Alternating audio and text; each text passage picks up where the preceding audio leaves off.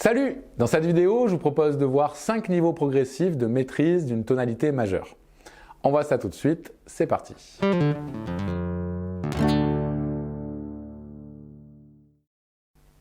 Une tonalité est avant tout une gamme. Donc logiquement, le premier niveau consiste à connaître cette gamme sur tout le manche de la guitare. Dans cette vidéo, je prendrai comme exemple la gamme de Mi majeur, que j'apprécie beaucoup car elle permet d'avoir un bourdon de basse en jouant le Mi grave en corde à vide. Connaître la gamme, cela veut dire que vous devez pouvoir la jouer dans tous les sens. Sur une corde,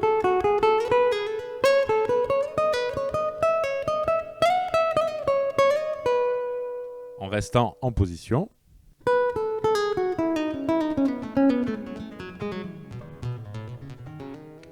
en demi-démanché, 3 notes par corde,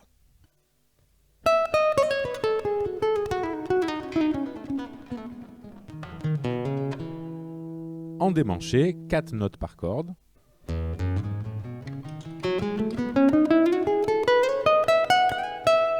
et pourquoi pas aussi en 2 notes par corde.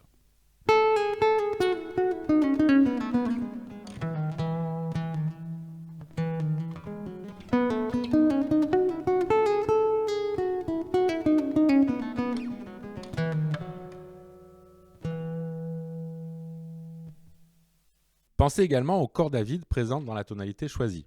En effet, quasiment toutes les gammes majeures possèdent des notes en corde à vide. Il n'y a que Ré bémol majeur qui n'en possède aucune. Vous devez absolument savoir quelles sont les cordes à vide disponibles dans la tonalité que vous voulez maîtriser. Toute tonalité majeure possède ce que l'on appelle un relatif mineur. Le deuxième niveau d'expertise d'une tonalité consiste, selon moi, à connaître cette gamme relative et à y superposer la gamme pentatonique. La tonalité mineure relative correspond au 6e degré de la gamme majeure. Donc la gamme relative mineure de Mi majeur est Do dièse mineur. À partir de ce degré, on peut jouer la gamme pentatonique mineure, ici Do dièse mineur, qui équivaut d'ailleurs à la gamme pentatonique de Mi majeur, et qui se superpose à la gamme majeure. D'autres gammes pentatoniques sont superposables à une gamme majeure, mais celle-ci est la plus utilisée. L'alternance de la gamme majeure et de la pentatonique majeure vous donnera tour à tour une impression plus mélodique avec la gamme majeure ou plus rentre-dedans, plus énergique avec la penta.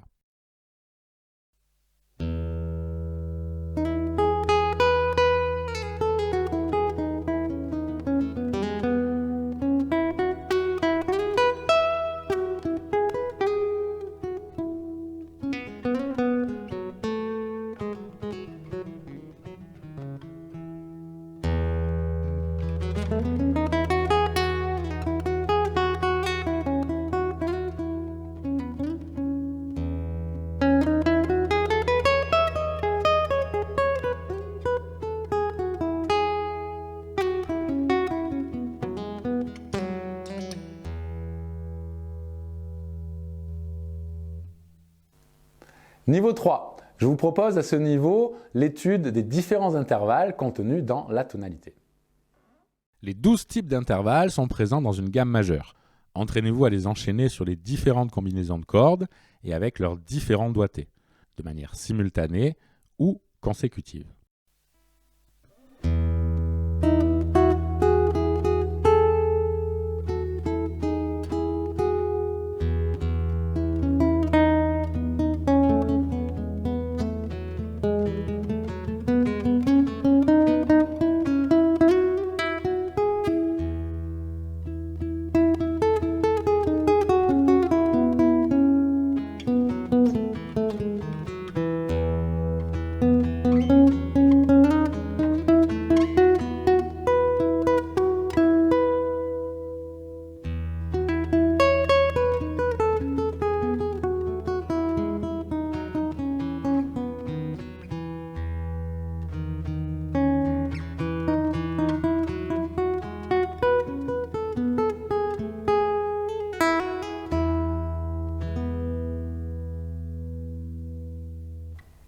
Pour le niveau 4, je vous propose de vous intéresser à l'harmonisation en triade de chaque degré de la tonalité. Une tonalité englobe les notes de la gamme et son harmonisation, c'est-à-dire les accords présents dans cette gamme.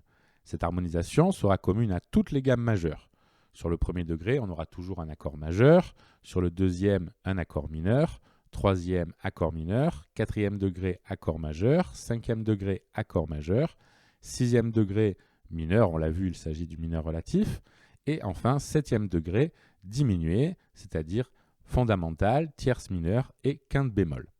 Vous devez les connaître par cœur dans la tonalité choisie, pouvoir les enchaîner dans tous les sens, en les nommant et en sachant à quel degré ils correspondent.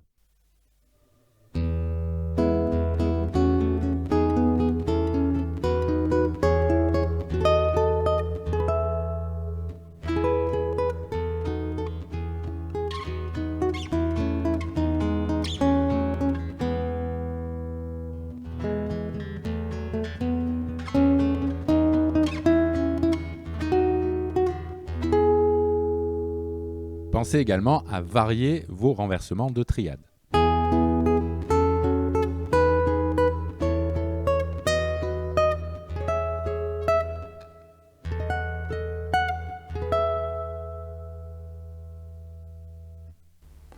Pour le dernier niveau, je vous propose de travailler l'harmonisation en accord à 4 sons de chaque degré et les cadences.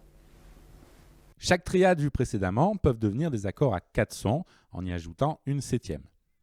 Une fois que vous êtes à l'aise avec ça, essayez les autres enrichissements possibles. À l'aide de ces accords, on peut créer des cadences, c'est-à-dire des suites d'accords contenus dans la tonalité. Il en existe de nombreuses, en voici quelques-unes. N'hésitez pas à les travailler en agrémentant tout ceci d'improvisation basée sur la gamme.